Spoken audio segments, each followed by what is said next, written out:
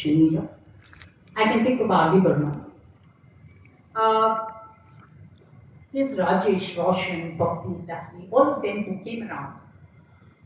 But the problem with our songs making was most filmmakers suddenly said that I only want item numbers, or I want songs that are foot tapping. And therefore, if you realize, foot tapping songs last even today if you go for a Mehndi function or a Sangeet, but you don't hear them anywhere else. Even today, if you have a 30-year-old and an 18-year-old sitting and doing an Antakshari, even the 18-year-old would sing Ya Ho Chahe Koi Mujhe Jaldi Kahe or Mera Juta Hai Japani or Mohe Bhool Gaye Sare. But you need the stars from Suraya, Noor Jahan, Kanam Devi. We have now come to Shakti Kapoor's daughter. And considering that the singer-artist's constricted space in Bollywood could reflect what they bring alongside with them to the music aspect of the film. The other problem I see with our films in the context of music again is that today's even mainstream filmmakers are trying too hard to say one thing or the other. Therefore, even a Karan Johar film like Ricky and Ravi doesn't leave you with impactful songs, in spite of the fact that you have Jhumka Giragi or something like that coming along as a remix rather than anything else. It's a very strange thing, incidentally, I must tell you, that in a Madan, we all look at Madan Mohan as Lata Mangeshkar's Madan Bhai. And the Lata Madan is supposed to be an amazing combination. And in that year of Mera Saya, Jhumka Giragi, Mera Saya songs like other songs, the title song, and Naino, Make Kajra Dage, which are much better melodies, lost to Asha Bhosle's Jhumka Girare at the Binaka Geet Mala Hit Parade. So, the fact is that this tendency to have foot tapping music may not be very, very new, but those days there was also along with a certain solid amount of good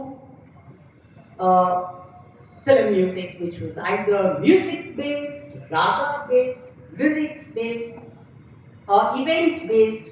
For example, it's approximately 40 years since I saw Sangam. I can still imagine Vaijayanti Mala doing Wo Mere Sanam, Wo Mere Sanam. I can still see Vaijayanti Mala doing Tadap Ye Din Raat Ki, Kasak Ye Din Baat Ki in a film like Amrapali. But I can't remember what Deepika Padukone did when she was singing a song in a film like Ravi, which is just 1 year ago. And this is not because I have better scenes to remember of Deepika Padukone in that seemingly adult film of her scale. That much for our music. While there is a theory that we copied a lot from Western music, I'm not going into that controversy at all. To me, my constitution itself is an amalgam. How we handled it later is a different story. Is an amalgam of multiple constitutions across the world, and none other than Atal Bihari Vajpayee told the world about the Vasudhaiva Kutumbakam. So you know who I'm quoting. So this Catholicity is a part of our culture. So I'm not concerned, I'm not defending, I don't think it needs to be defended that a part of our music has a historic connect or we were aping the West in kinds of music. I'm not. Suffice it is for me to say that a lot of our Hindi film mainstream songs, if we sit down with a Hindustani musician or a Carnatic musician, they'll tell you on what raga these songs are based, how the notes of those songs are very similar to the usage of certain ragas while playing the song. Mere Naina Savan Bhago or Jane Kahan Gaye Wo from Rag Shivaranjani, just to throw an example. Now, today, while the richness with which C. Ramchandra came, later on Naushad, O.P. Nayyar, and then the game changers, Shankar Jayashree, till R.D. Burman came and challenged him. Orchestra had that symphonic, that pandemic place with lyric. Today they are divorced. They function in parallel lines and the twain don't meet. Very often the twain don't meet. The next aspect of our cinema that I would like to talk about would be probably women in our cinema. I'm again going back to what I told you a while ago about Ashish Nandan, who said that it reflects our culture, the way we see women, the way we project women. There's this little story that I never tired of reading. There's this little boy, all of 16, 17, going abroad for the first time with his father, who was making one of his multiple trips to the United States. So the father told his son on the way, listen, boy, you can do what you want, you can have fun, you can do your buys, you can go shopping, but don't go to these night clubs. So the boy said yes, and being surprised, because he's been there multiple times and he's never seen anything which he thought he should not see. So he asked him out of curiosity, what is it that you saw there that you ought not to have seen? The young boy said, I saw my father. Now this double speak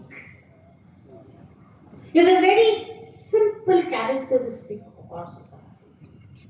The father who wants his son to do his homework every day is the guy who postpones his office work every day. The father who says, do not cheat, is the one who's plagiarizing his work in his research groups. The father who says, be honest, is the one who's signing up wrong NTC bills. They're part of our culture. The same country that praises the Durga, Saraswati, says Aigiri Nandini Nandita Medini, and praises all the lords of this country, are the same which show bright birth, are the same which would have men making lewd comments and catcalls at women. I'm not even going to live there. This dichotomy leads to a certain unhygienic, consistent objectification of women, which is arguably one of the most unhealthy parts of mainstream cinema. I'm not saying Deepika Padukone is showing more of her skin than Meena Kumari did, because it's aesthetically better to see more of Deepika Padukone than to see more of Meena Kumari and atVidyarnyaSchool. Now, I'm not making a sexist statement. I'm only saying that the idea that you need to present a heroine in a certain style, stereotypical manner, has not really changed the fashion of the day, of the times. And the problem with that is that today all that we can say is that she has moved from being a doormat to being a trophy. From the Meena Kumari who cried and had a Rajkumar or a Pradeep Kumar trample on her, yet with the hope of saying, Kabhi to milegi, kahin to milegi, bahar unki se. To a Deepika Padukone who in a film like Rai says, I don't mind sleeping out of marriage for no reason. Not even in the manner of Deepti Nawal in Lectureby or a Shabana Azmi in Ekpal or as a victim in Ankur. No, none of this. It's just inexplicable. unaccountable? Why not? And of course, today we've also had the Supreme Court saying that fidelity is not what a woman should be, or a man should be expecting from his wife. So I'm not going into that argument. All that I'm saying is logically, it does not find a space any longer in the narrative. This notwithstanding, we still continue to objectify. Even today, mainstream actresses. It could be Alia Bhatt, it could be Deepika, you name her. They continue to do films where they have no problems, where they are objectified. And this, when you come down south, is a pandemic.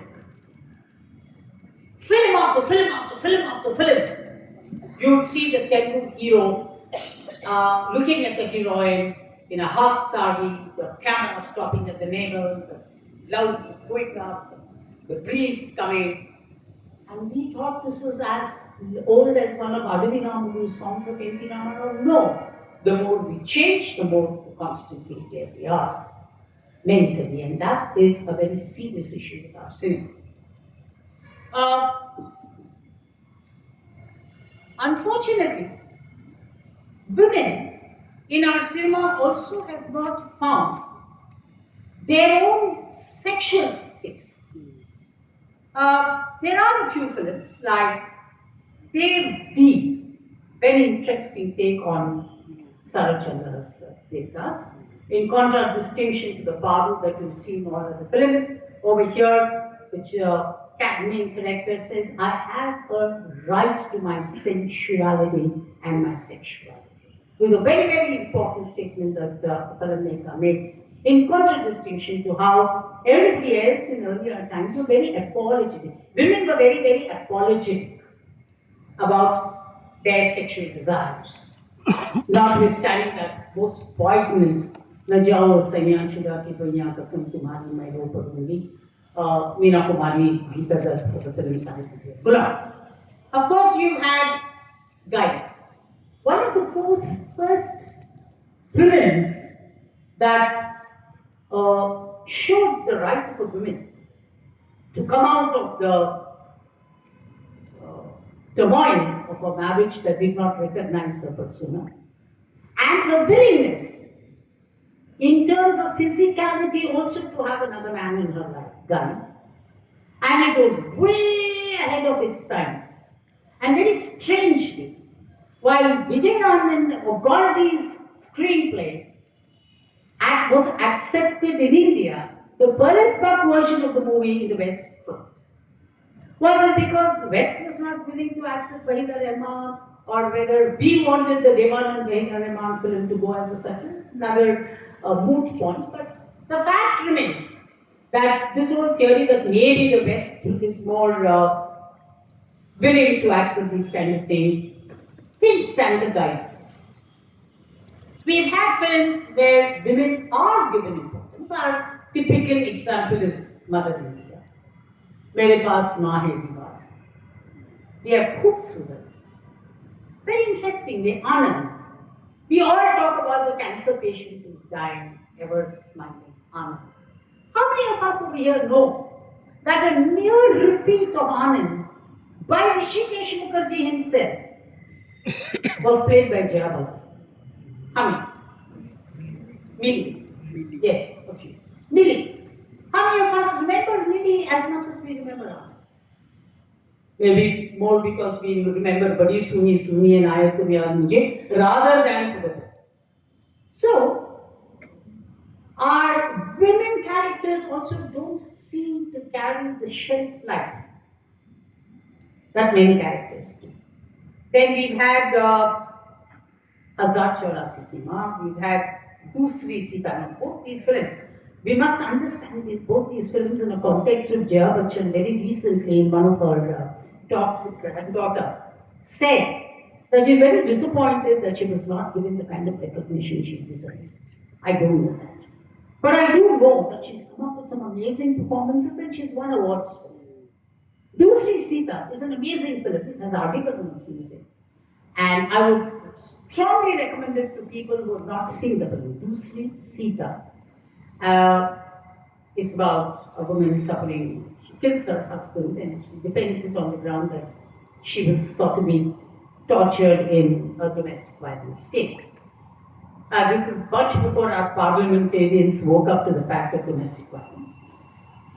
Then there is a very interesting film, Hindi film called Angry Indian Goddesses. This is a story about 4 girls who go to Goa well before Priyanka Chopra came on the streets and said, why should men have all the fun? Then there is Godmother. There is Earth. Now, Earth coming as it did from Mahesh Bhatt makes for interesting psychological. 2 of his films, one for the masses in the main theatres and then one on the small screen, Phir Teri Kahani Yaad Aayi. Both deal with the same story.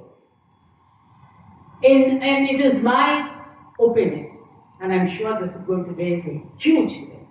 I believe that Pooja Bhatt in Phir Teri Kahani Yaad Aayi carried out a far better performance than Smita Patil, I repeat, than Smita Patil did in Earth. But that's not the question. The point I'm making is that if you look at Earth, while the large part of the story could be about how Shabana as a character was evolving, the real statement of a liberated woman comes in the end, when she refuses to be going back to what was then seen as respectable matrimony, when her husband was willing to come and take her back. The other aspect is, of course, we've had Kahani, Mardangi. There's an interesting film called Chalk and Duster, starring Shabana Azmi and Julie Chawla. There is, of course, Damini.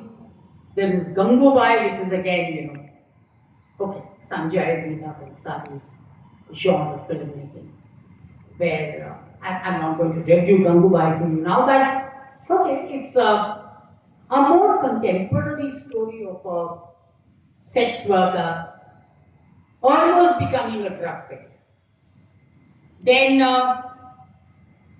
however, for women empowerment, either in terms of sexuality in contradistinction to sensuality, when you have Mere Haathon Mein Naw Chudna,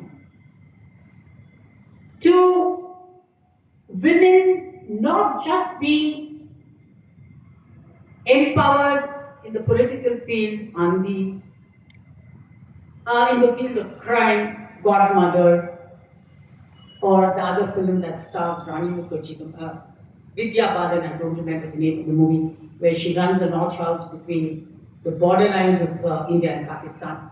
But sees women in their own space. They don't see Mother India in the context of virtue. They see Neeraja as Neeraja herself.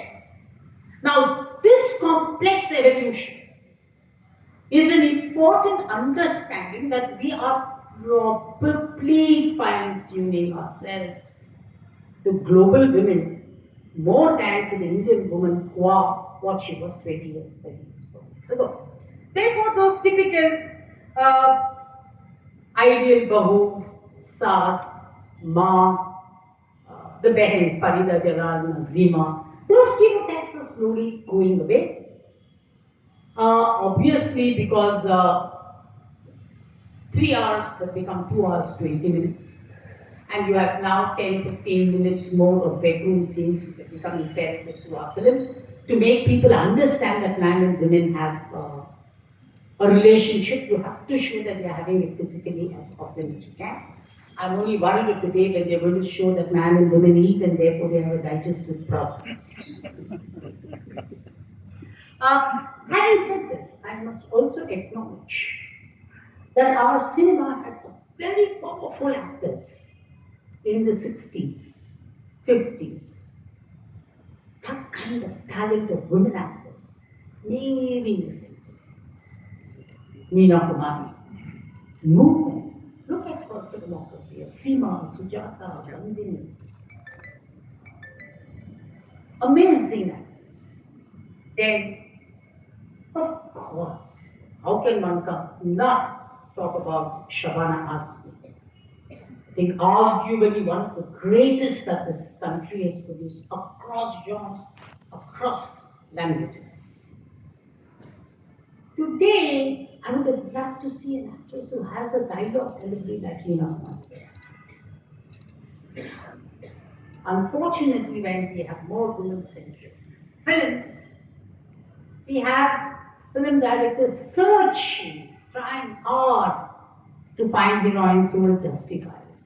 And then you find people like Sanjay Leela Bhansali who are trying to play it out on their camera, on the grids around, rather than putting the camera on the emotions of an actress. Compare this with, I'll give you just one scene to tell you how Meena Kumari is a great actress. I'm not talking about all her award-winning films or great performances. There's this boat ride that she takes with her ex-lover, or she continues to love him, of course, Rajkumar, who's married to Nadira. This film is Dil Apna Preet Karai.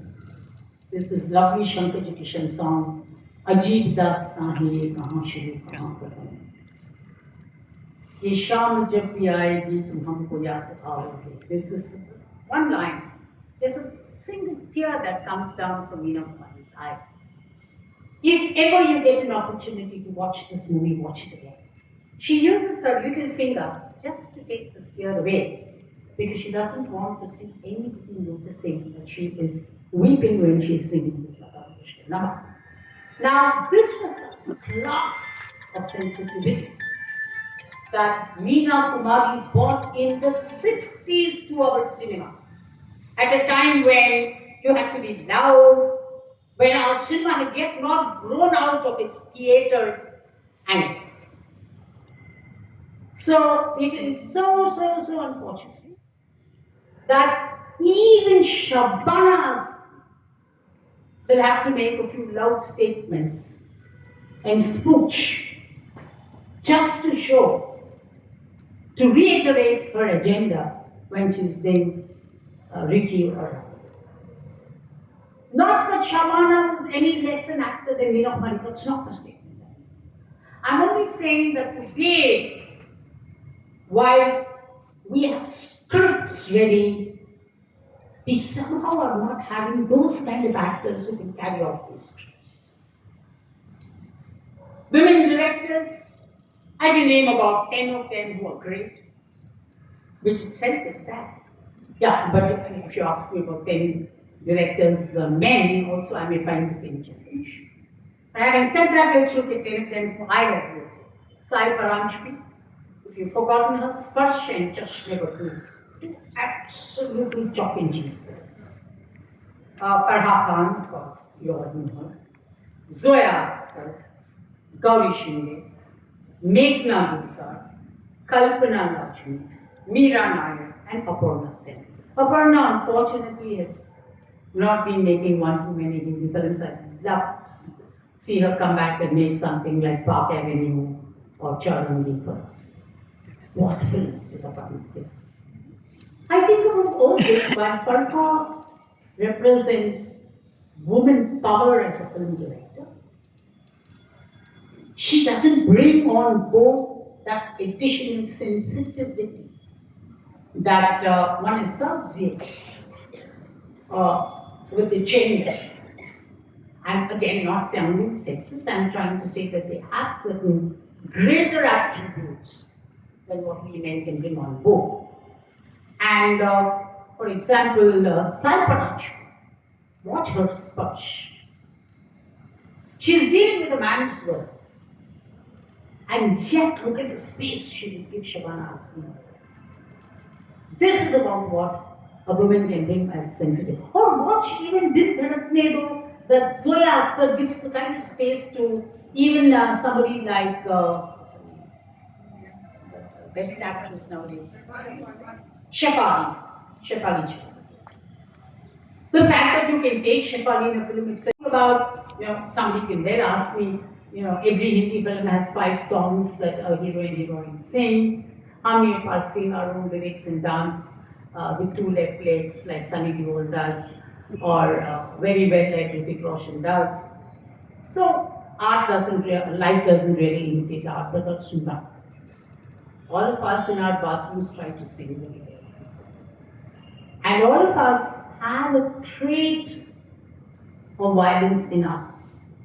The question is, if culturally this kind of violence is accepted, then you become less apologetic about having to exercise that power. And there lies the danger of increasing acceptance of violence without sin. I quote, a study of Bollywood films, 90% has violence. It contributes to teaching techniques of violence, aggression, against particularly the sex, and indifference towards real life incidents. Now, the last of these is very bothersome. If you keep on seeing 5 guys beat up 2 guys, or if you are told that the hero is a good police officer and he can beat up the guy in the jail, he can beat up the villain. I'm going to talk about our Wednesday in a short while. Then what happens is, your sensitivity falls when you read a newspaper that says the policeman beat up somebody.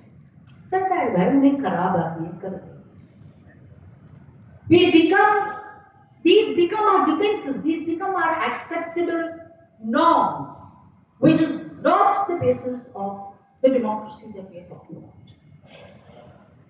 about. A study by Columbia says, on a country longitudinal study, heavy viewers of ongoing screen violence were more likely to commit serious crimes, treat their families and partners aggressively, punish their kids more seriously than non-viewers, but a decade after is decade.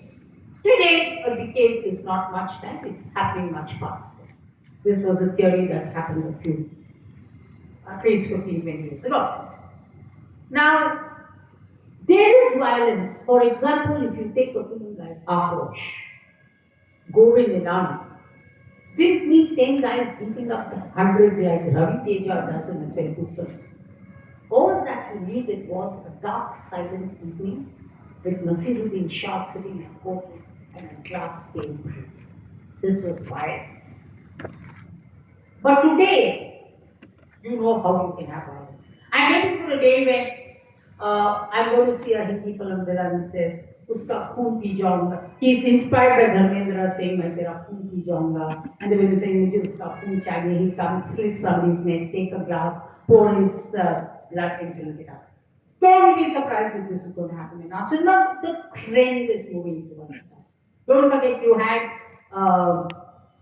one of our very famous actors in a film. What did he do? He takes snakes and crocodiles from a box and just keeps eating them. Vikram, if I'm not film, the movie Vikram. So these kind of things do happen.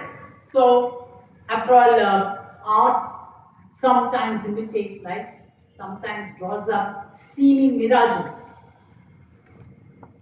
creates milestones of depravity and depravity, and we humans are capable of matching. And then we celebrate anarchy. Now, this is another dangerous part of our lives. Look at Satya. Look at Pathan. Look at Aakhri Rasta. Look at Zanjeer. This police officer thinks I'm honest, therefore I can beat you. Now this is unacceptable. When will we as a people realize that violence by the state is unacceptable in a system governed by the rule of law? Even if they were the killer, if they were the rapist in the Disha murder case. This Firoz Khan did it in April. Everybody thinks good stylized violence is breaking up cars up and down. Good for the automobile engineers, Maybe Detroit will become another live city after a long time. We don't care about that. Fact is, tomorrow, the young guys think, aisa chalana hai, look at the number of accidents you have today. Anybody could say, come on, okay, nobody saw Surya once, they all are like that. I'm not saying they're not. I am saying these become acceptable documentations for associated behavior, and that as a collective, we need to tell ourselves is not acceptable. And as long as we are quiet about this, our filmmakers, Rohit Shetty included, will believe, after all, they are making so much of money. Isn't Mr. Reddy saying that after making films like Animal? He said, after all of you are accepting it, that's the kind of man you want to see. You want to see somebody so toxic. And that, I think, is a great danger. Ladies and gentlemen, there are lots more things that I would like to talk to you about, but I told you that I'm like a Hindi filmmaker, quite unedited. I don't like to cut off many of the shots that I have already scanned. So I've really running short of time, almost spoken for an hour. So maybe whatever little more time we have, I'll sign off here.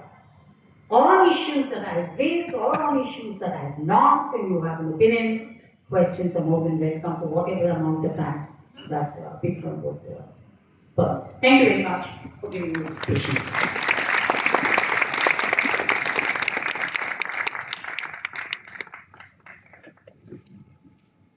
Talk like this in MANTHAN for, I don't think ever. Not that it has been all over, I'm not saying that it is all over the place, but we are so used to discussing the concerns of the world and feeling burdened at the end of it. So this is a very refreshing topic and a very refreshing way of speaking about topics. So thank you very much for that. Before I mean, I'm sure there will be many questions. There is an encyclopedia of issues to talk about. Right? But one thing, even within mainstream, you haven't really, I mean, what would you say about that brief period, the same time as Amitabh Bachchan was running riot? There were people in different parts of the country trying out different things. I mean, the term that was given then was the new wave. It didn't last for long, but it was something different. Can you tell us what you think about that? I have an answer. You know, Vikram was talking about being students in college together. This is from 1973, 74. India was going through a very bad time. War, the air strikes every second day. And we just gone into college, so we just looked for an excuse to go to college. We were sitting in a class where somebody was teaching us Russian economic history. Why? I don't know. So they were part of my syllabus and we had to read Russian economic history. And we were all sitting in class and suddenly a group of boys came and said, oh, get out of here, let's try. All of us got up after the lecturer said, sit down for 5 minutes. They'd all come or leave, so they went and, there were still days when the lecturer said, go, these boys will come and those boys believed it. So that's a different paradigm altogether, difficult for us to believe today, but that happened. So the lecturer said, I just wanted to see the enthusiasm with which all of you can lead.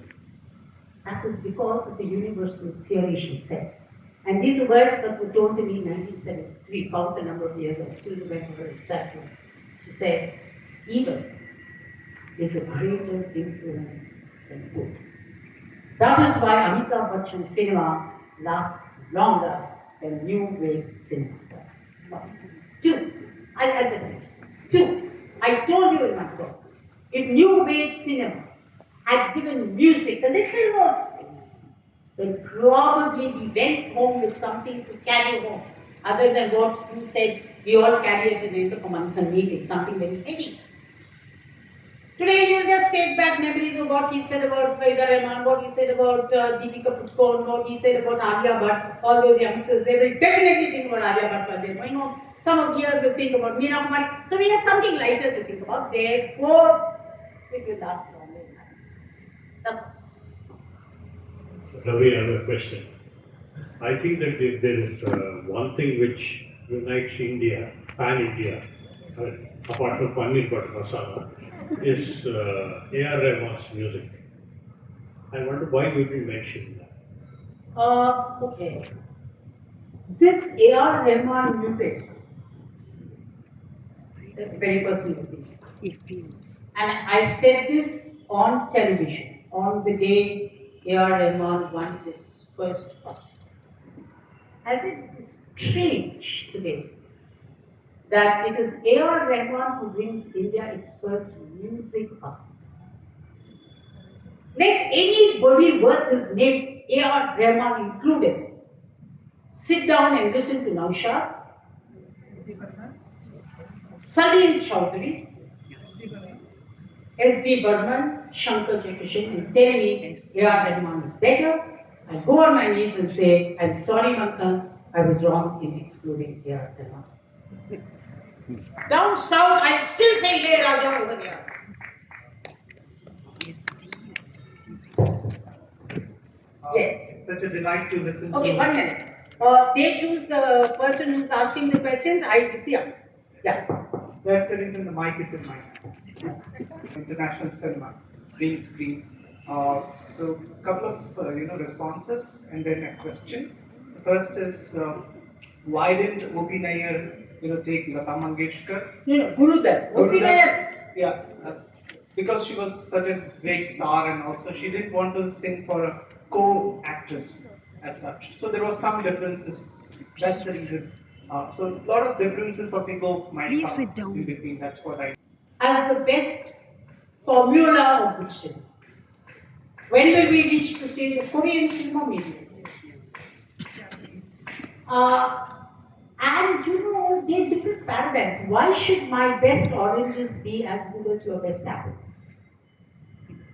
Within the defined parameters of our cinema, we can improve. That's a huge journey that we can make. Independent of whether we are better, as good as Western cinema.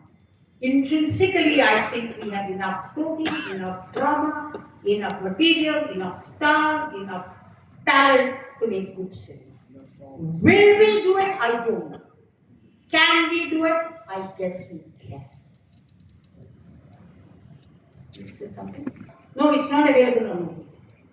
It's not, unfortunately, because I've been strongly recommending it to a lot of people, including Dr. Aditi, to see it, but they've not been able to see it because it's not available on platforms. Now, see, I said, my final answer is as good as what I told him. As long as there's life, there's hope. Hopefully, we move in cycles. It's all Bellow once said that every generation believes that it is at its raw end, its worst, but we've survived it. We've survived Ghazni, then we survived Indira Gandhi, then we will survive. So we all want hope.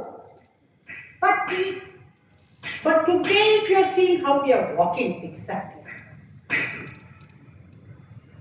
I'm not very sure it's going to happen immediately. But it takes one Friday to change a trend. I thought this is the right platform. So, in a group of well-read, intelligent film lovers, when I brought up the topic of why show such explicit scenes of physical intimacy in film. Now, this is something that you brought up in passing. That is why but I wanted you to say more about it. To put it at the risk of sounding crude, I want to ask people that, there are some things which we do physically which don't necessarily have to be shown on film. They are done. Like if you see a man going into the loo, of course he's defecating. So, do you want to actually film it and show it? There's no need to. Chander came very close to it. But in film after film, and when I bring up this topic, people they think I'm being prudish. But I'm saying, no, it's not necessary. Why do you not have something to the imagination? I think it is true. I think every filmmaker I'm sure if I had an opportunity, I could smooch 10 girls. These guys have one girl in their life, they keep smooching.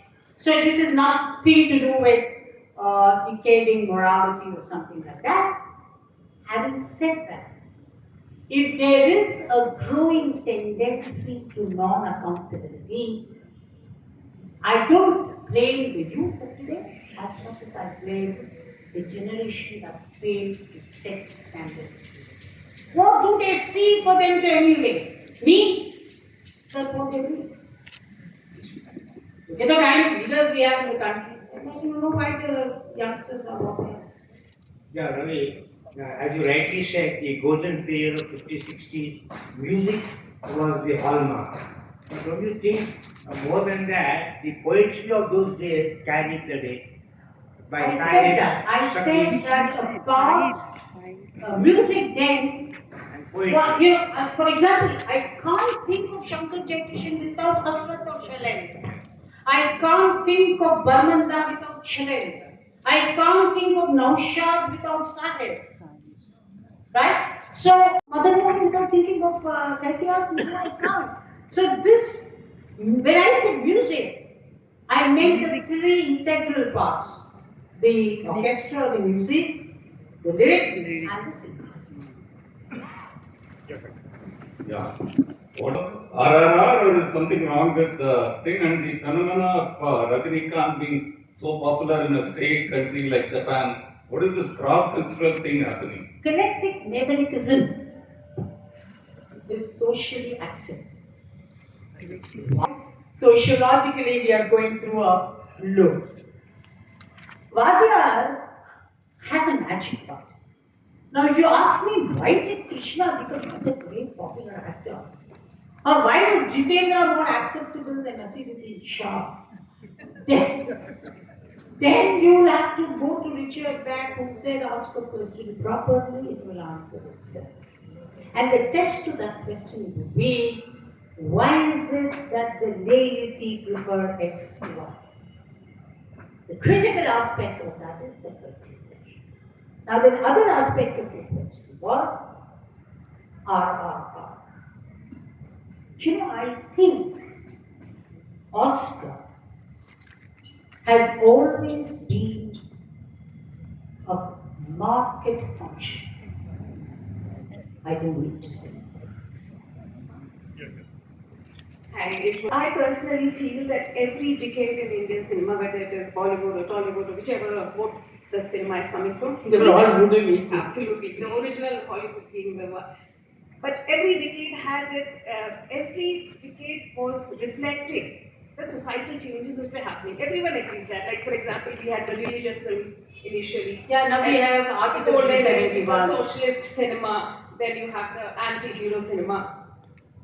But there's one very interesting idea here. When we're talking of Telugu cinema and the pits the industry has gone down to, one forgets that there was a time in the late 50s, there was one woman director, producer, musician, Bhanumati, who, in her films, NTR and Nageshwar Rao played second fiddle to her.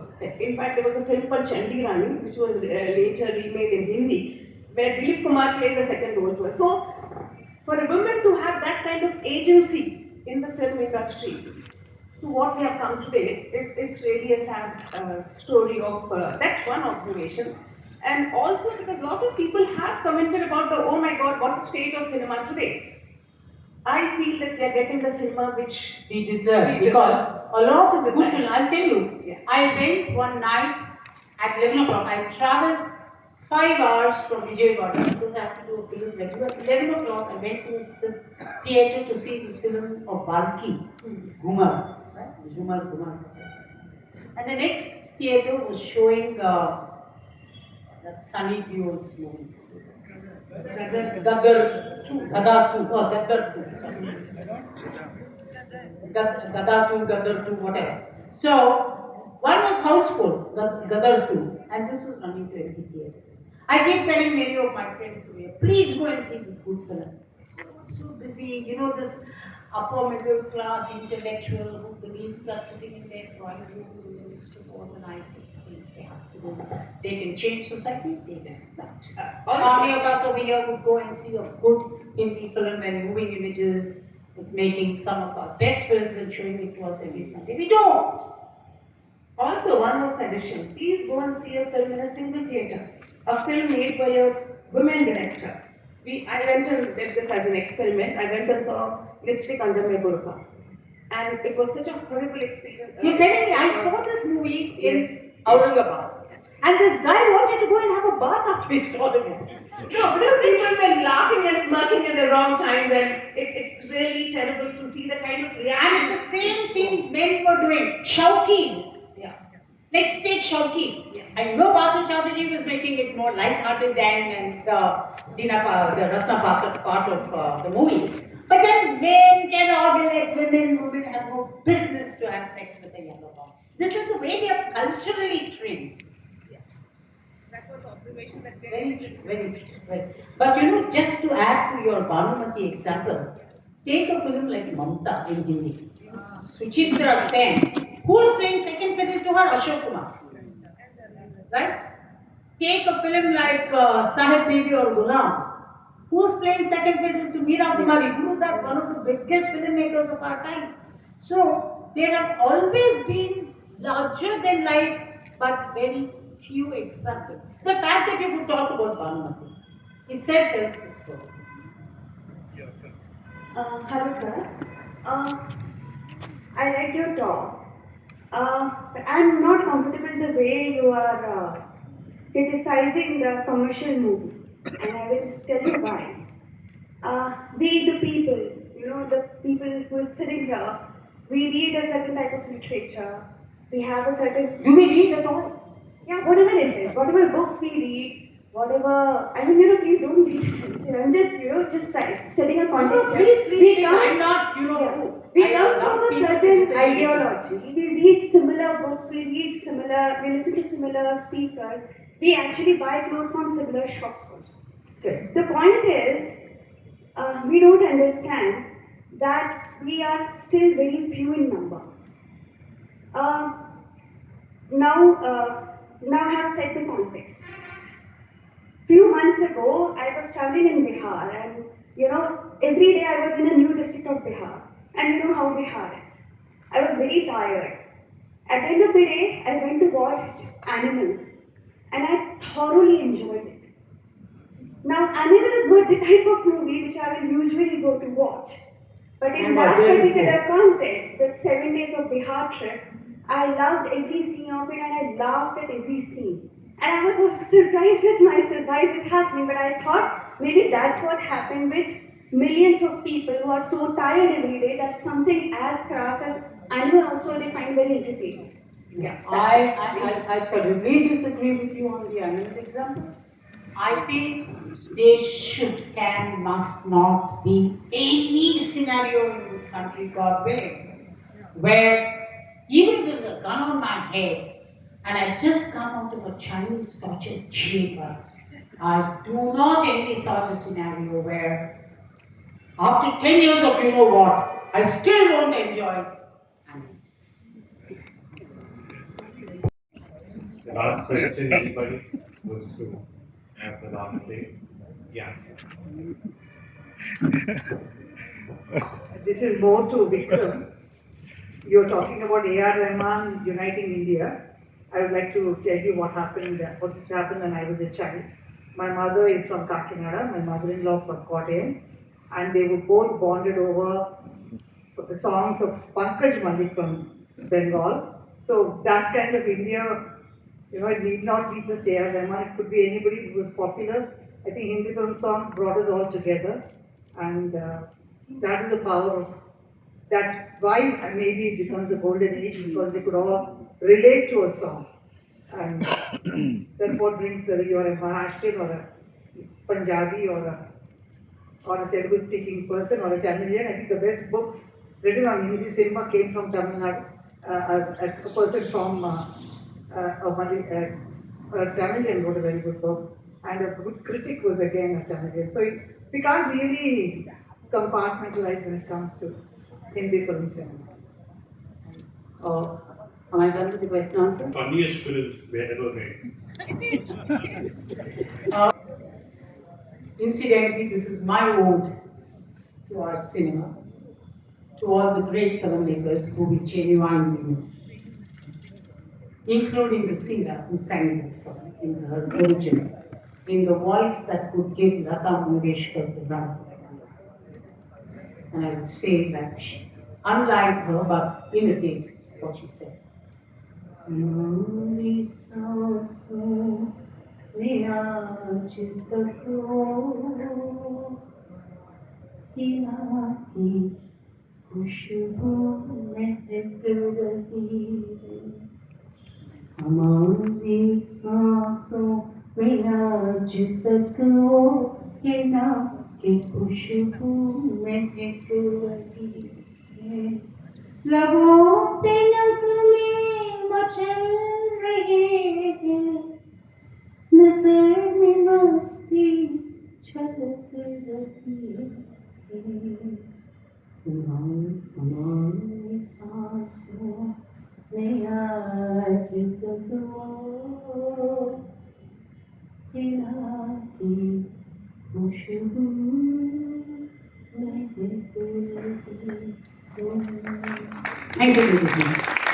Now request Sujata to give you a memento.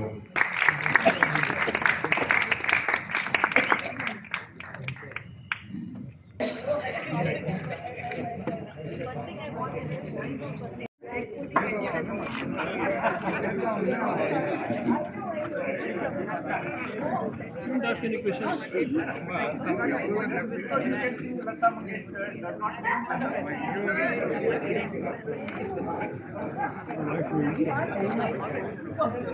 does not